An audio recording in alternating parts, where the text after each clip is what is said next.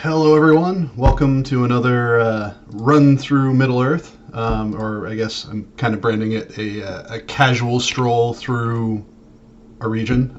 Today we're doing a casual stroll through Angmar. Um, like last time, my name's Matt Elliott. I go by Scenario on the message boards, and I am one of the senior world designers for Lord of the Rings Online. I've been working on this project for a very long time, and wanted to just use an opportunity to kind of wander through Middle Earth and talk a little bit about the game, about the world, and give you all a little bit of a behind the scenes.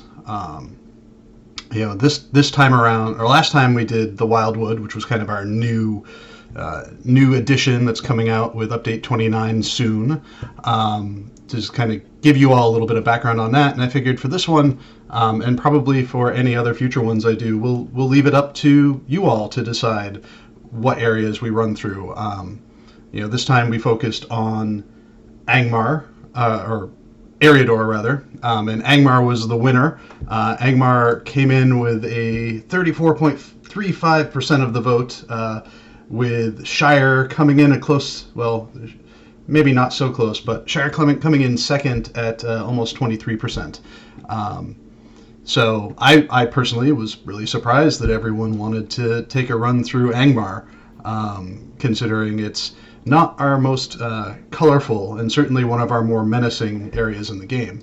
But certainly happy that that you voted for it, because it is a place that we've given a little bit of an overhaul to in the past couple of years, and it's kind of fun to walk around in there and maybe even show you some spots that have been introduced to Angmar that you may or may not have known about.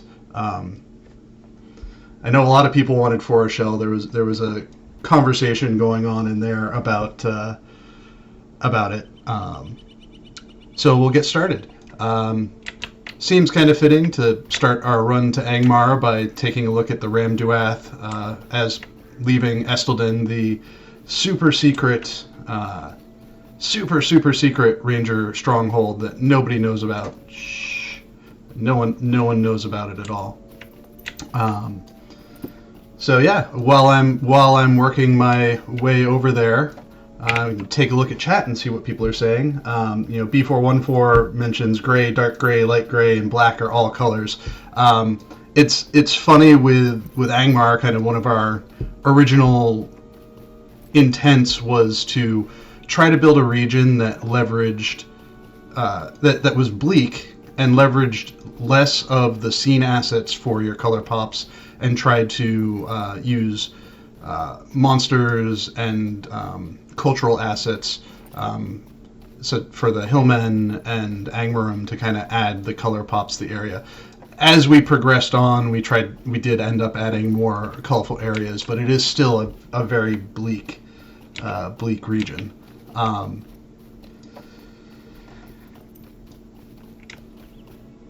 So next question is, was I involved with creating Angmar? Yes, I was. There were several of us that were involved in creating Angmar.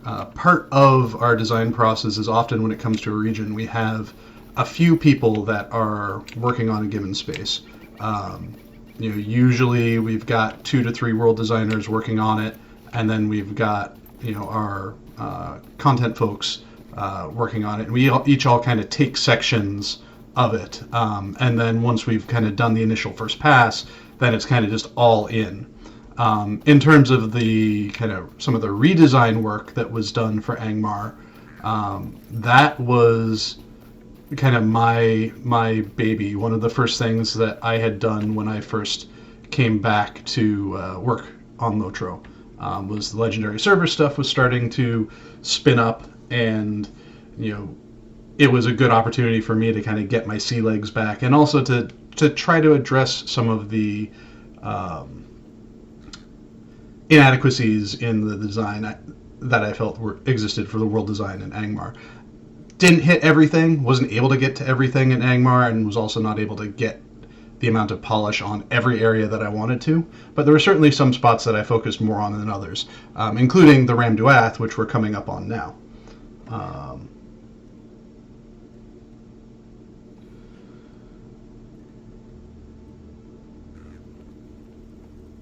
So there's a question about running through Angmar, and you'll see a Yule tree in a distance. Sometimes, like a distant imposter of the wrong tree would show up. It'd be a much happier looking evergreen tree than a desolate and dead tree. And that was a bug that has, I believe, since been resolved. So the Ram Duath, which we're approaching now, this is one of the areas that I wanted to really kind of to give an overhaul to. It didn't really have a lot of character to it. It was just really, really tall cliffs, and not a lot of detail in between. So I was trying to make it, using real world references of these, very, very, very high walled, narrow canyons that light just barely ekes into in some spots, and then when you kind of come out into larger areas, it just blows up and almost feels like it's glowing.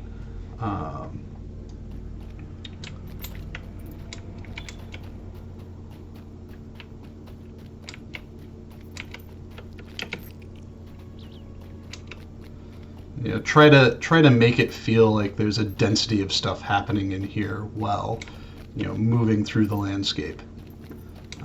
So the idea here being is like these trees, for example, they look a little bit more alive, and that's because the sky is a little bit more open in here, and there's a little bit more access to to weather, and it's also a little bit hidden.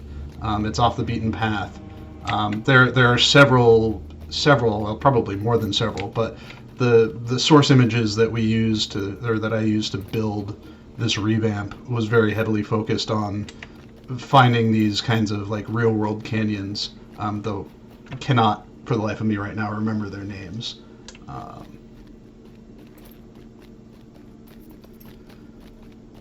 But the fun thing with doing this too was kind of taking a look at the library of assets that we had and try to use them in a way that hasn't been used before or has not been used commonly before.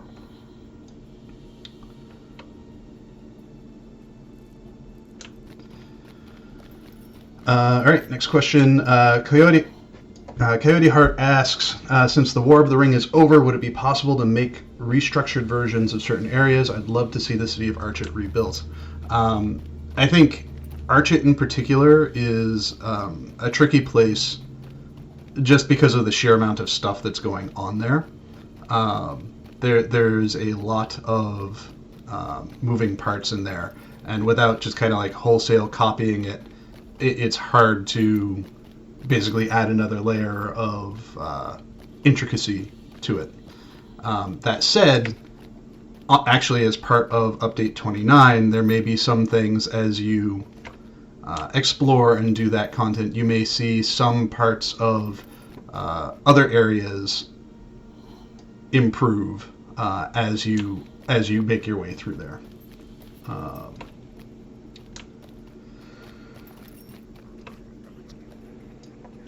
Did you get to work on the Rift of Nurzgashu areas back then? Was always fascinated how you created such an epic atmosphere with mostly 2D background textures. So the Rift was something that we have a kind of one of our more dedicated design roles is we call them world artist, and the person that worked on that, he was a world artist, and he very much focused on trying to push the look and feel of some of the spaces and try to move into new territory artistically that we hadn't been before, and that was utilizing skyboxes. Typically in the open world space, we don't really use skyboxes all that much. Skyboxes come into play mostly when we go into dungeon spaces, and the Rift was really our kind of test bed for seeing how effectively we could pull off dungeon spaces that have skyboxes that make it feel like a bigger, more open space. Since then, we've done some more skyboxes in the area. The biggest drawback to skyboxes is they're not dynamic, so we can't make them easily match the time of day.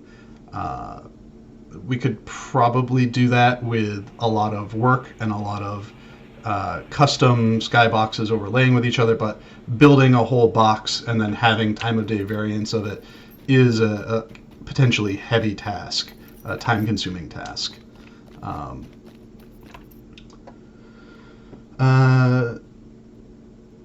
Yaodeco de Milieu asks, do you sometimes get your inspiration from the Lord of the Rings movies? It's certainly something that we look at and we are aware of exists. The way our license is structured is we can't actually use any of the movies' likenesses or movies' iconic images, but there's certainly aspects of looking at what they do that can be inspiring, even if we don't like directly utilize those assets.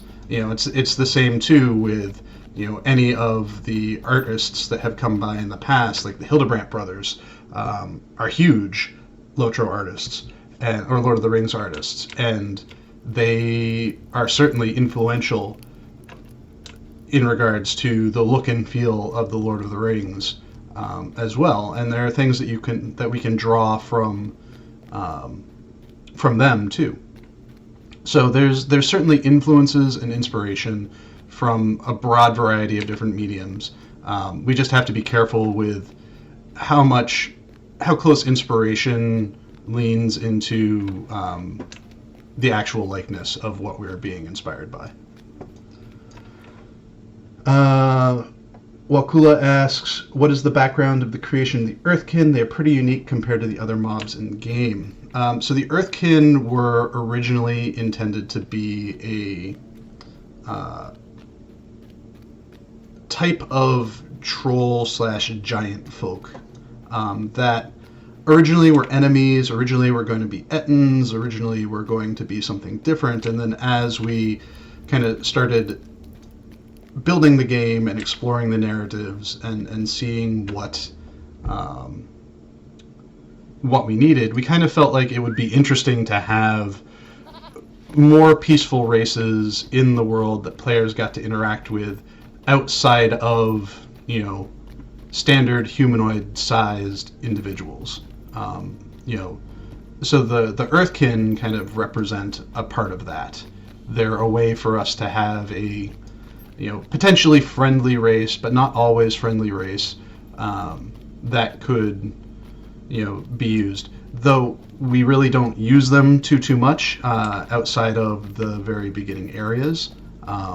They're kind of a goofier addition to the game, so they don't always spring to our mind when we first start thinking about what we would like to add.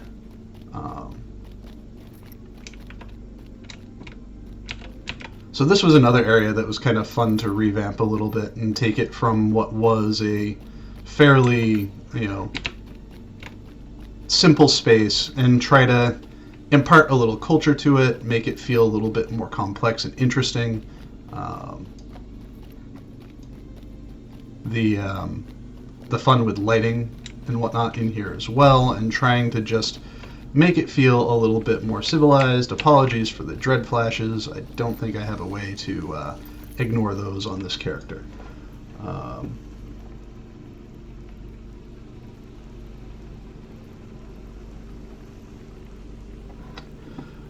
So Theralor asks about the frills algorithms and how they tend to pop into view as you're riding along the countryside rather than gradually fading in. It's really similar to most any other asset. It is visible to the player within a certain distance. Frills tend to be visible. Their visibility doesn't show up until you're much closer to them.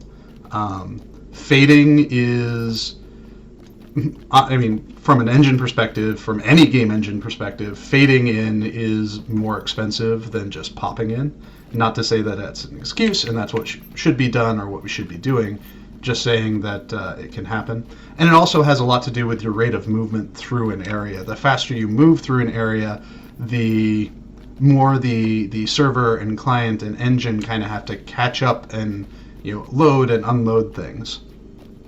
So places like Rohan are a little trickier because you're moving around much faster on your mount than you are anywhere else in the game up until that point. Um, so the so yeah, it's not the ideal solution, and there are certainly improvements that we would like to make to it. It's just a matter of finding the right way to improve it and optimize it without it being too heavy for players' clients.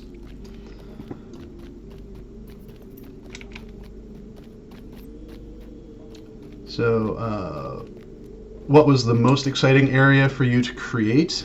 I think I touched a little bit on this last time in the last one of these that we did, where it's like every area kind of has a little bit of like something interesting in it that I can really like sink my teeth into and enjoy.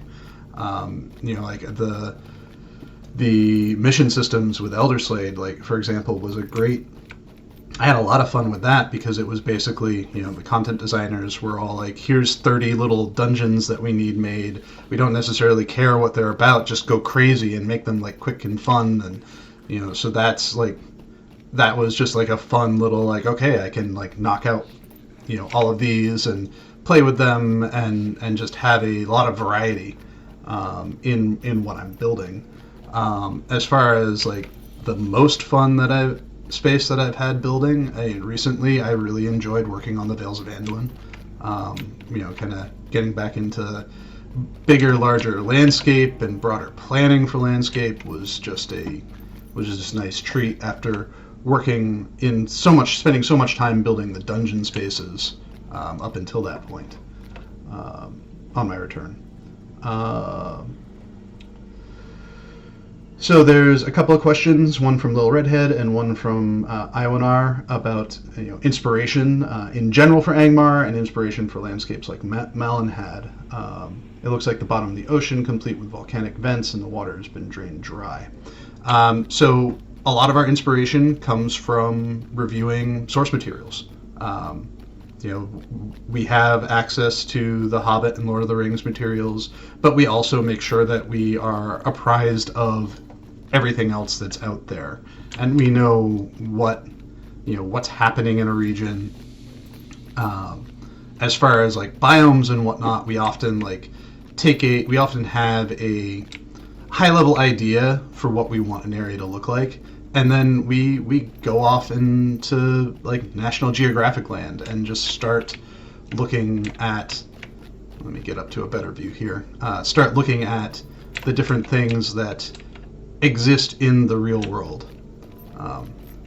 In regards to like one of my favorite things to do, like this was actually honestly one of my favorite pieces of landscape to revamp right here. Just kind of adding such a like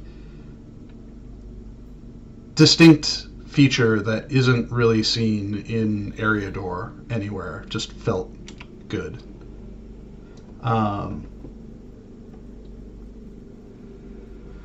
So let's see. Look, Minstrel by Night says, "I love the Carndum area. All Angmar structures are just great there." The Angmar stuff is great. Certainly would love to have more variety in the kinds of structures that we have, but I think we are able to get enough out of them to have a good feeling space.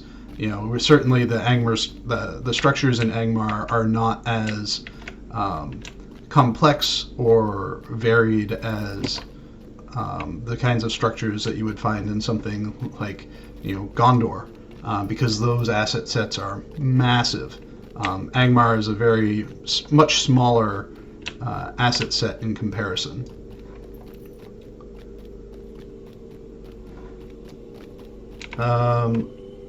Linra, could you show a comparison of the new Update 29 lighting setting in Angmar? Sure, let's see if there's a good spot for that. I mean, I guess you can kind of see here the normal maps on the cliff texture popping a little bit. As has been noted before, in other streams and just in other conversations, landscape is not as impacted by this as something like a dungeon space is. Turning it on and off, you can see the difference a little bit in certain assets, the landscape itself isn't really all that impacted, mostly because the dominant light on the landscape is already what we call a key light. So it's going to make normal maps pop. The biggest benefit to this system is interiors. The interior spaces inside homes, inside dungeons, where there's effectively two different kinds of lights at play in there, normal lights and key lights. Before the update, key lights were the only things that would make those normal maps pop, and now key lights aren't necessary to make the normal maps pop, and that's the biggest difference. Squirrel asks, was there a thing planned for the backdoor entrance to Carn Dûm from West Angmar? So with that pathway, and eventually when we get to Carn Dûm, and I might need to speed up my jaunt a little bit, let's go here.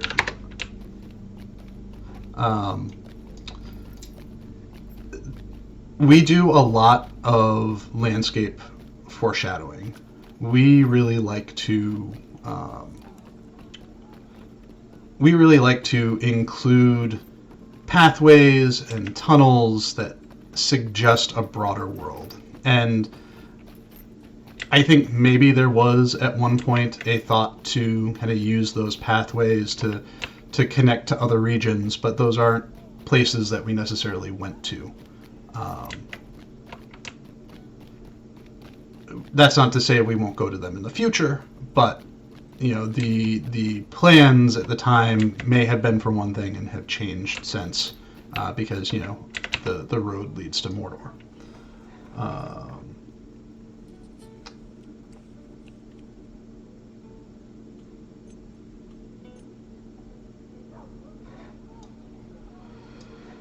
Let's see, scrolling down through, questions about my immortality.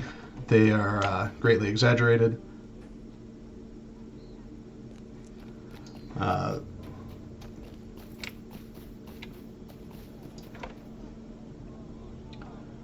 Is there a big difference? So Squirrel asks if there's a big difference between designing a standard landscape or an elite area such as the Troll area in Maythad. So from the perspective of top level design, there's not a ton of difference. We still want to make sure we attain the look and feel that we want. From a gameplay perspective, building those spaces usually means that we need to provide a little bit more space for players to navigate, whether that's like a few more safer paths, a little bit more breathing room here and there. Those kind of group content specific areas usually lend themselves to having a little bit more breathing room, just because of how intense they can potentially be.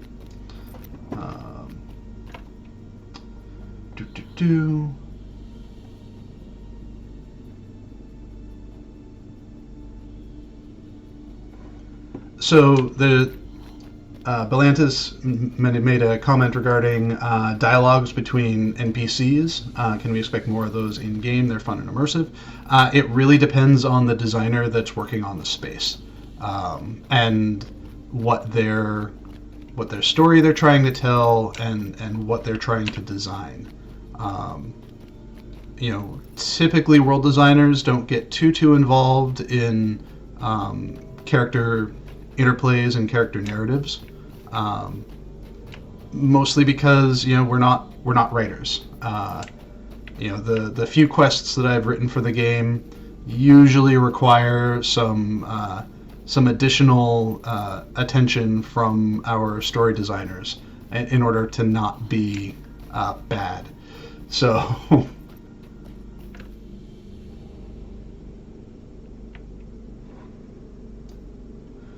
so then Soft Snake GR asks, why did you choose a dark skin for the northern part of Angmar and not some kind of snow asset? So really this was largely driven on trying to make this the pinnacle of evil in Eriador, in our launch game. We had the Misty Mountains, which scratched the snow itch, and Angmar did at one point have some snowy areas planned for it, but as we were designing and building things, if you look out to the northwest, kind of where I'm positioned right now, had we built out into those areas, that might have been more of a snowy terrain, because as it gets further north towards Forward Waith and you start going towards Forest Shell as well, so it's possible that we could have gone that route. But really, the intent and focus of Angmar was the most eviliest evil you had ever eviled, if that makes sense. Kind of like how the Moria is the dwarfiest dwarf you've ever dwarfed, kind of thing.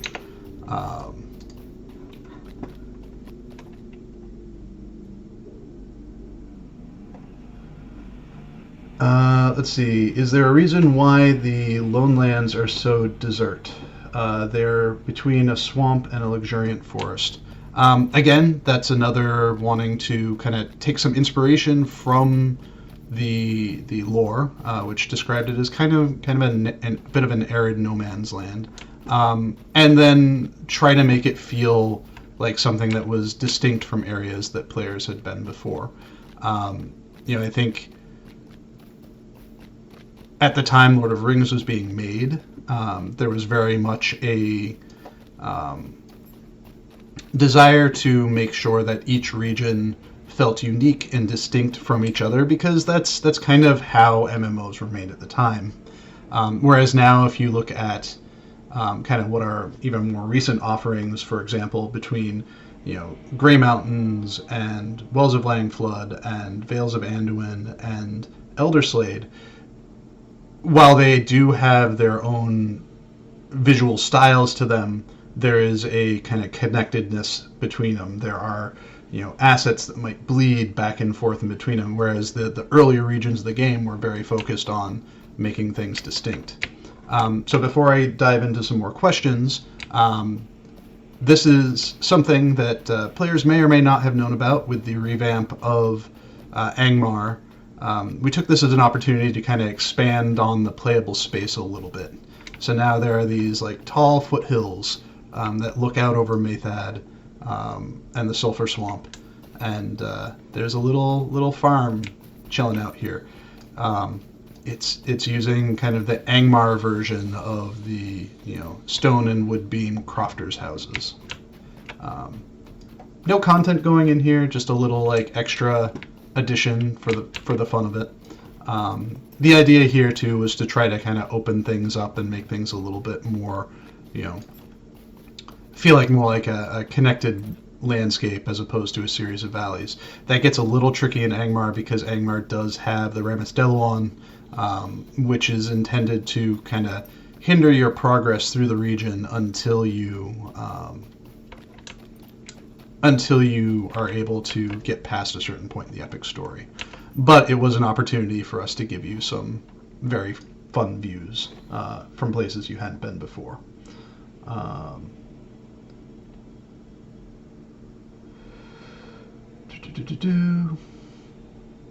So Ag Okra asks, do you have... So I'm going to chill out here for a couple of minutes and just kind of get through some of these questions here. Ag Okra asks, do you have multiple specialized teams like Dungeon, City, Landscape, or a designer have hand in everything? So really the specializations that we have are more focused on, are you an artist or are you a designer on the team? Right now, in the past we've had, artists that were doing a bit of design. We'd had designers that were doing a little bit of artist.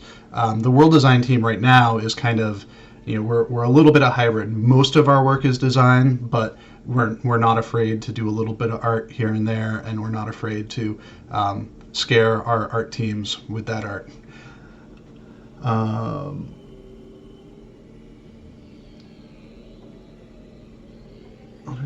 So if you could... OB in the Ocean asks, if you could alternate version of any landscape, Mortar Siege, War of Three Peaks, which would you choose and why? So to do like a back in time version or an alternate landscape version.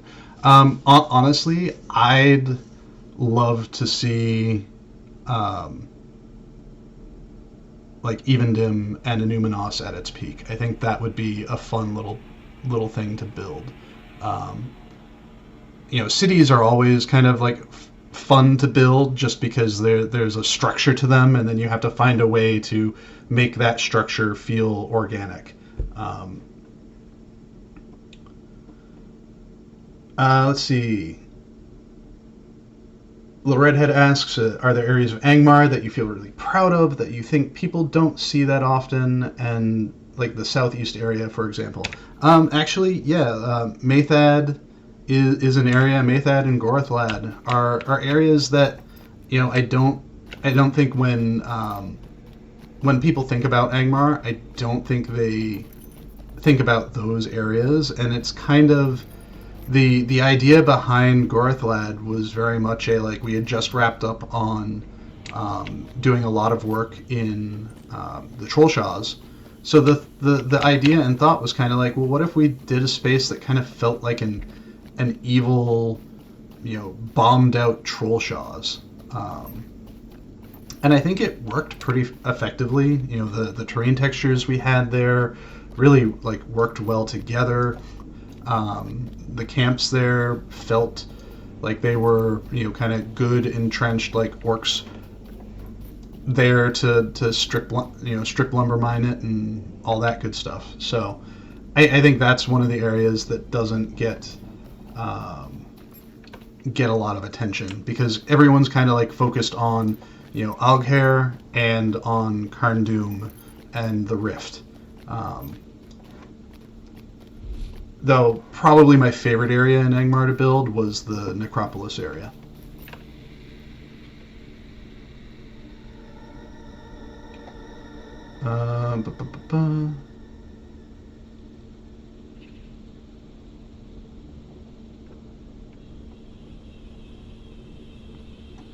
So there's a lot to go through.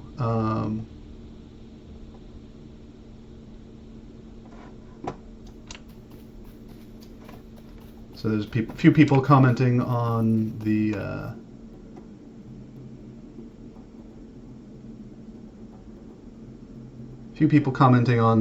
farmhouse up there, little homestead that we snuck in.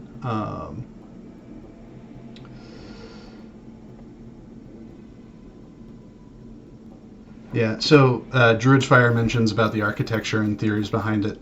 One thing I highly encourage people to do, unless there's specific iconography that makes its way in there, that's likely either an accident on our part, or if there's no iconography on the building, I wouldn't put too much stress on thinking about it.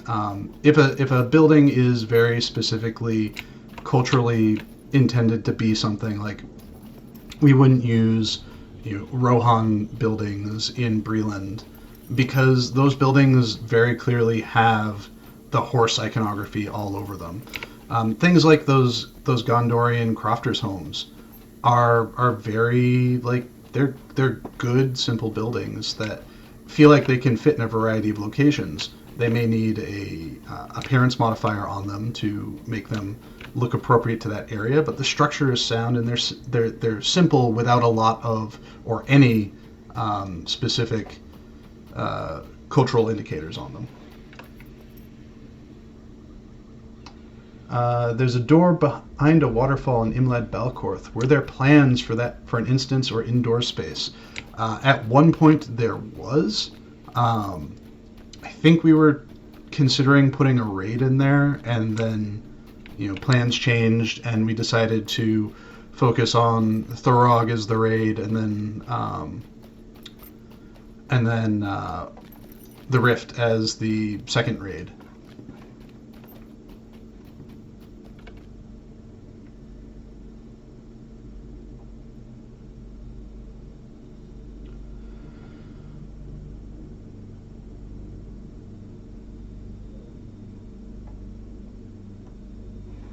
All right, so yeah, we're in Gorthlad now, and this is again, like I said, kind of the evil Trollshaws. I saw some comments about sky stuff, how certain qualities fit in the region and they feel a little weird here. They're certainly, like, in looking at older areas of the game, there are things that or newer areas of the game, there are, like, approaches to building the sky files that are really appealing and really feel good. And, the distant lightning, bringing in some of these effects that might have been used in other areas to kind of help the sky feel just, like, bruised and magical and evil was something that was appealing to me when I did the rebuild. Unfortunately, so Gorthlad is an area that didn't really get touched much as far as the Angmar revamp. We really focused it on the first half of the region, and then moved on into doing, like, Carndum and Urgarth.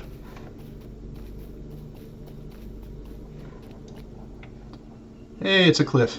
I have a bad time with cliffs. I always run off them. People that I play LOTRO with get mad at me because I just don't pay attention to where cliffs are and just wander off. Yes, so seeing a couple of comments on this here too for people that might have just joined. My name's Matt Elliott. I'm scenario on the message boards, and we're just doing a casual stroll with a little bit of behind the scenes into the world of Middle-earth. You all voted on the message boards for Angmar to be the area that I was going to kind of give us a tour and some behind the scenes detail on, and here we are. We made it about halfway through the region now, and are kind of slowly winding our way up towards the worst of the worst. Well, I shouldn't say worst of the worst, but the evilest of the evil. So Angmar, as I had mentioned before, being kind of intended to be the most evil of the regions of the game, it felt important to us that we kind of hit some tropes along the way, and certainly there is a kind of undertone of necromancy associated with Angmar and with the Witch King, so it felt appropriate for us to do the Necropolis, to do Imlad Balcorth, kind of a place for the dead, the evil forces, the evil dead forces that are within Angmar's thrall to reside, and to kind of introduce some mechanics that would come into play later on in the instances as well. For example, the Death Waters.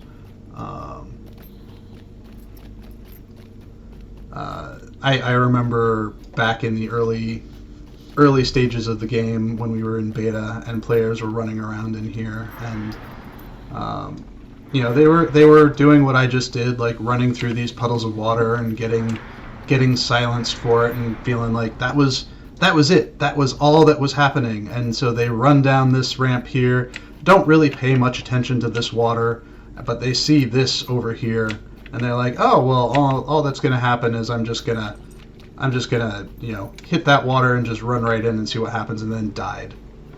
And it was always just kind of entertaining to watch. And then you kind of then you're able to observe the players, learning and figuring out what's going on here. I remember in the original versions of this space, it was really tricky because these bridges weren't here.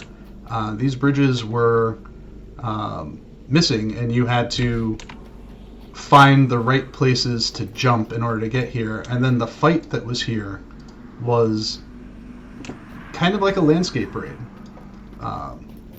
It's changed a lot since then, and honestly, I admit that I am unfamiliar with the changes that have happened there, so I can't really speak to what they are now.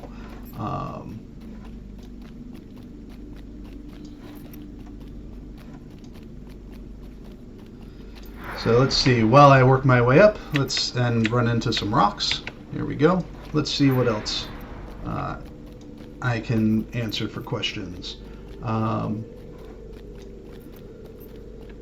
So was there a lore inspiration for the silence causing water? I could not say specifically what the lore reasoning behind it. There's certainly a gameplay component behind it, and not everything in the game is directly influenced by some sort of lore inspiration. There are aspects of it that we need to have something happen for gameplay purposes, or because it makes the gameplay in the space interesting. And if we can, in some way, dovetail the gameplay need with the lore, then that makes it feel even better and feel even stronger. So yeah, I mean, it's probably not the most satisfying answer of saying like, well, just because it felt like it'd be cool, or felt like it was appropriate for the space, doesn't mean that we don't want to try to make it connect with everything. I'm sure if I were to ask our one of our lore people, they could explain to me the reason behind it. Scrolling back down, would you consider there are still Easter eggs in Angmar that the community hasn't found out yet? I don't know that there would necessarily be Easter eggs that haven't been found out yet, but there are certainly aspects of it that don't have a lot of knowledge around them, particularly after the revamp. Things like that little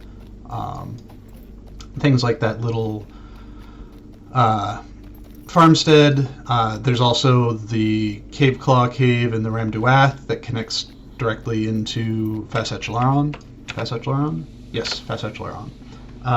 So there are those little things here and there that we've added in that, mostly because Angmar is kind of considered a lower level area now, that higher levels, like if we make the change, they may not necessarily come back to notice it.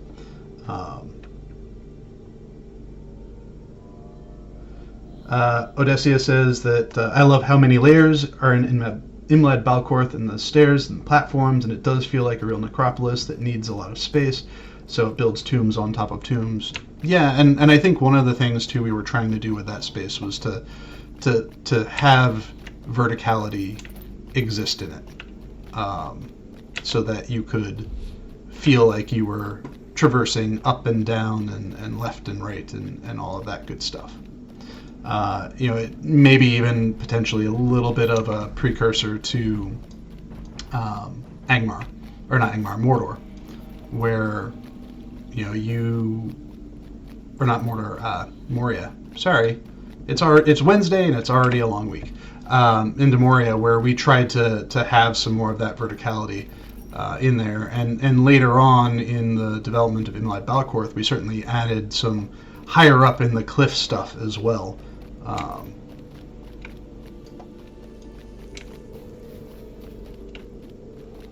So we're making our way up into Angmar. Now there are definitely some spots that I've skipped through.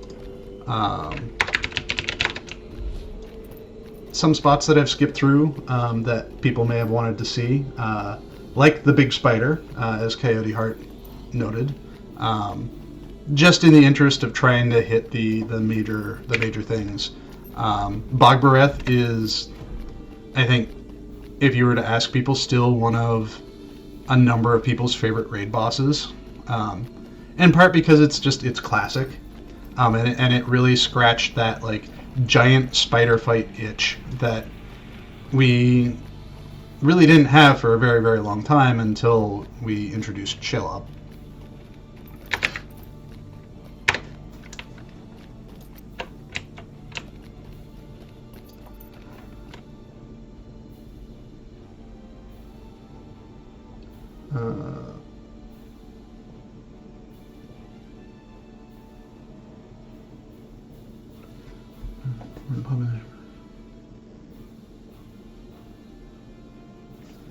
So, sorry, I'm quiet a little bit. I'm reading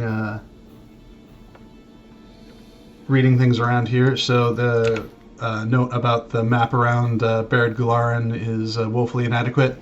I think that's kind of a unfortunate side effect of that style of map. It's much lower detail, and adding in additional detail risks noise, whereas some of the newer styles of map certainly provide more detail, but they don't necessarily exhibit the level of kind of in-world referenced style map or in-lore reference style map that the originals did. So it's kind of a pros and cons experience.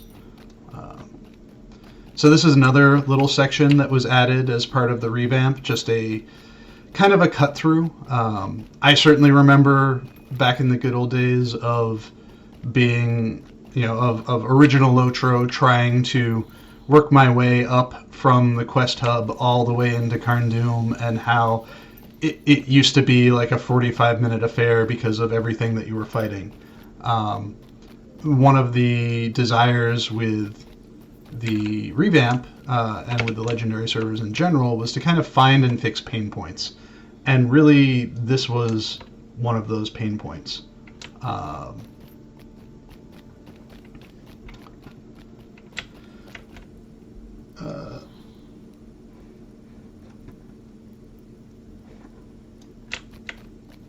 So the map thing is also a balance. It's a balance between game needs and lore needs.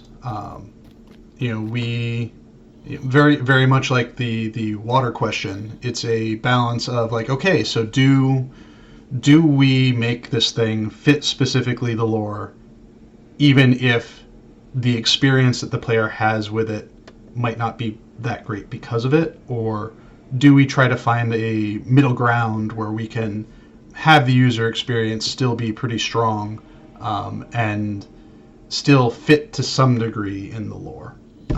The maps, while they are very much a topographical experience, they're leaning more towards the like, will this help the user better experience the game?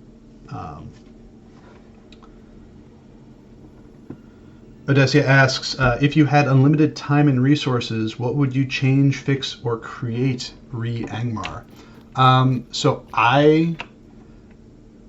Alright. I would do more with Carndoom and Urgarth than I had the opportunity to. Don't mind me, I'm just doing fun stuff. I would do more in Angmar, or more in Carndoom than I had the time to do. I think we have tools available to us to really, really make like Carndoom and really make Urgarth very distinct set piece experiences. And I think that if we had the time to redo them, I would love to like jump in and like from the ground up work on it. Like what we have done here, I feel like does a good job of trying to modernize the space while still kind of fitting within the mold of the gameplay experience as it was before.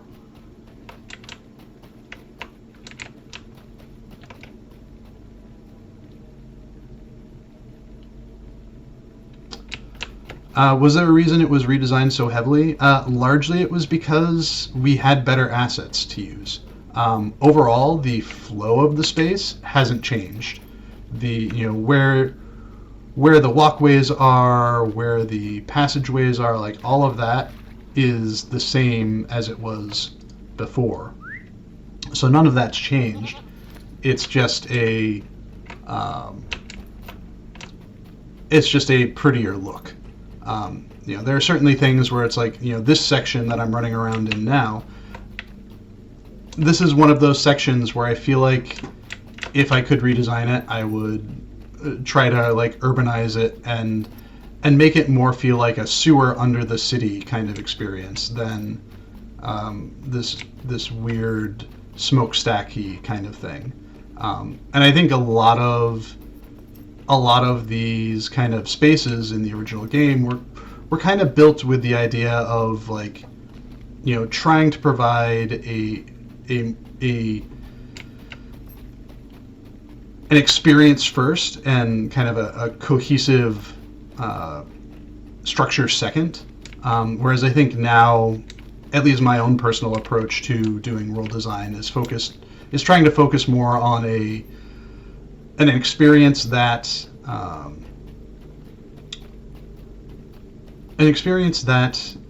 feels more like a real space. This is by far my favorite change of all of Angmar right here. This was a lot of fun to watch players interact with, because it was just slightly different enough that they were caught off guard by it.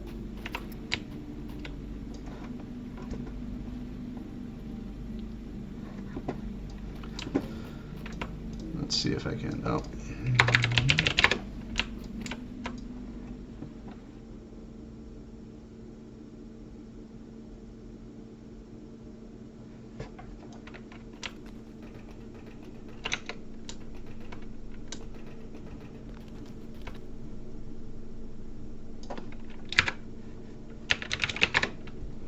Don't think I need to run quite this fast. So yeah, that covers a lot of the Angmar experience. Let's see if I can run myself down to the Rift real quick.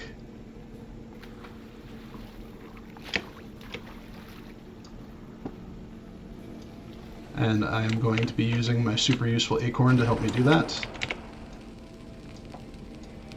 Don't try this at home, kids. And I missed. So one other thing that I wanted to do, so unless that maybe we'll put this out here. Should I try to get the Rift, or should I give you guys a little bit more of a behind the scenes look? Because there was one thing I was thinking about, if we had time, that would kind of dovetail nicely into the conversations about how we go about thinking about the biomes for a space. I may have to run my way out because I did not grab the locations for where I need to go. Hold on one second. So I think behind the scenes will work. Since that seems to be a lot of what people are interested in.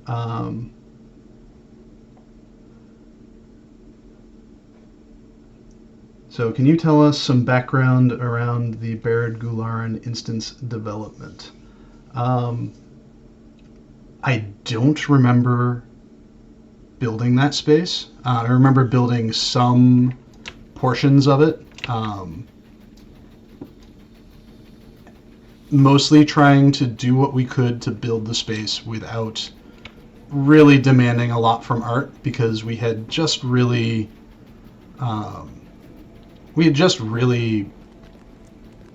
asked a lot of them to get the game, built.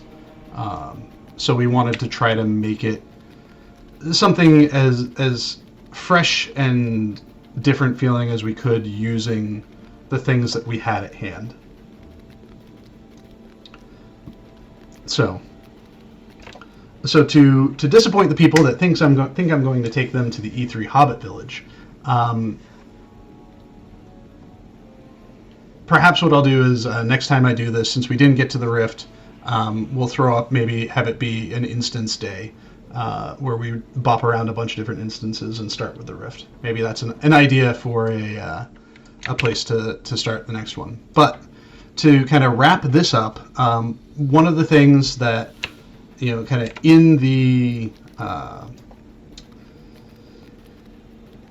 vein of what we're trying to do here, and kind of give you the behind the scenes of the world design of the space, one of the things that I was really interested in doing was showing off some of the prototype spaces that we use when we come up with the biomes for a region. So one of the things that I've been focused very heavily on since I've returned to working on Lord of the Rings is trying to do what I can to leverage our scene systems to build interesting and believable landscape scene usage, so trees, rocks, frills, and the like, without requiring a considerable amount of individual hand placement on our part, both to help kind of us speed up our processes, but also to really leverage this very robust scenery system that we have that we haven't really completely tapped the potential of yet, even after 14 years. So we're going to start out with a test space that I was using when we were beginning the development of the Vales of Anduin. So this is the prototype space for the scene files in the Vales of Anduin. This is the kind of thing that, you know, someone like myself will use as a testing bed for us to do work, to play with ideas, to play with different arrangements of assets without kind of getting in the way of other people. So this is a spot just out in the middle of nowhere that I did some very light terrain work on, and then used it to try out a variety of different environments for the Vales of Anduin. Where we're at right now is we're in the Bjorning Lands test section. You can see with all of the clover that we have here. This is where I was testing Bjorning Lands. You go up the hill a little bit, and you can kind of get into more of the wooded areas of the Bjorning Lands. To the south is the test space for Wood's Edge, kind of the Wood's Edge and Lyrelad, the like heavier, denser forest. This in particular, I believe, is the Lyrelad scene files. The very edges of Mirkwood, and the space and how it could look and feel. As we go down the hill, we have kind of some of the more drier regions of the Vales of Anduin across the river. I wanted to really put a lot of work into having the systems that we use automatically place down things like reeds based off of where the water was. So as you approach the edge of the water, the system knows, oh, hey, this is where I should put down the reeds, but not so far out when the water gets too deep. Across the river, we have test for, what is this area up here? I think this was, let's see, So I think this was meant to be the kind of southern Wolfdeans and, the southern Wolfdeans.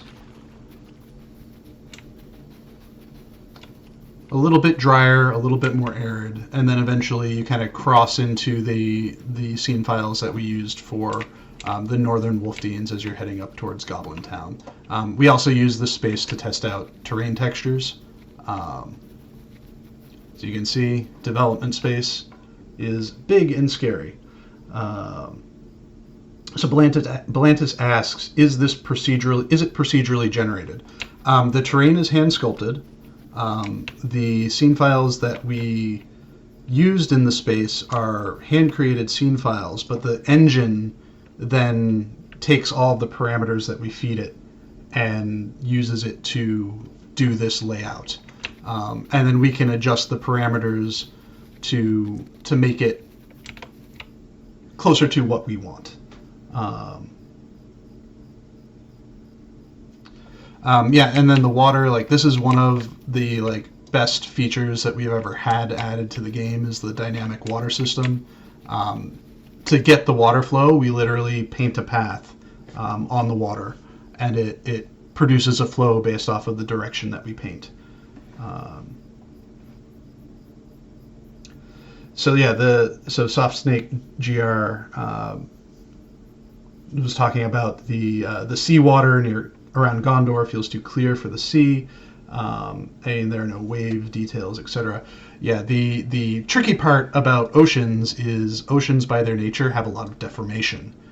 The waves are going to basically be causing changes in the height of things, and our engine doesn't do that well. Not to say that we couldn't make some tweaks to the water type itself to make it a little bit like darker and thicker looking, or to fog it out faster so it's not as easy to see to the bottom sooner. But and then the other area to show off, to take you to, is this is the test space that we used for the creation of the scene files in the Wells of Lang Flood, in Mist Hallow, and in Elderslade. So there may be changes that you'll notice between these spaces.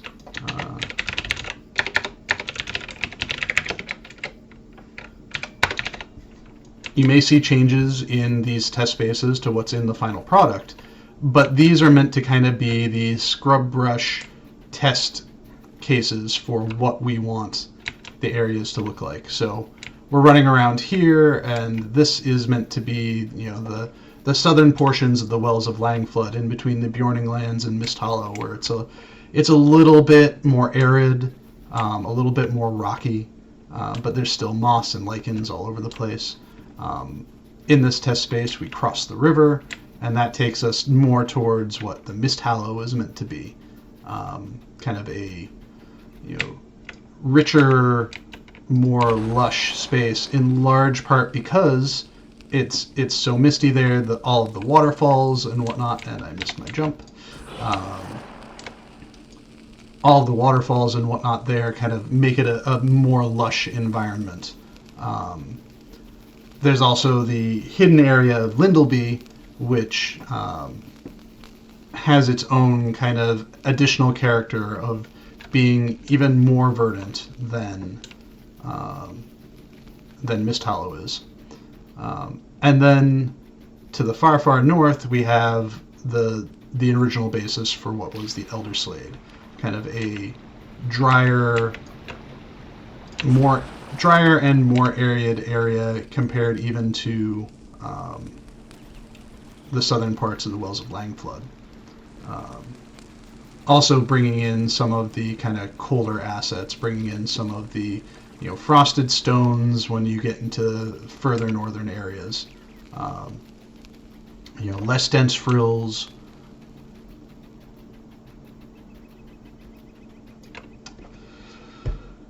So yeah, that is what I wanted to kind of walk through today. We didn't get to the Rift, in part because I didn't have all the locations prepared, and I'll need to do a little bit better job of that in the future. So yeah, thank you everyone for joining me on this. Definitely something that I'd like to do in the future, and maybe try to do about once a month. I think the format of letting you all decide what region we go through is a good one. And I guess one of the things we could do is we could just take that voting list and go down through that, or when it comes time to pick another area again, put a vote up and let you all decide. Still figuring that out, but it's been a lot of fun, and thank you everyone for coming here, asking your questions, and for coming along for the ride. As I get more experience with this, hopefully things won't be as bumpy, and things will be a little bit more well prepared for in the future, and it can be a better and more interesting experience, and hopefully a more all-encompassing experience in the areas that we're running through as we go through it. So thank you everyone, and I hope you all have a wonderful day and a wonderful week, and we'll see you in Middle Earth.